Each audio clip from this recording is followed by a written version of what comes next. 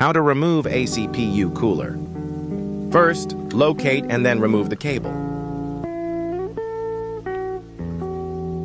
Then locate the latch. Grab it and pull it to the right. This releases the clamps. Then find the clamps and pull them down. This can be tricky. Finally, pull the cooler off the board. And that's it. I hope this helped.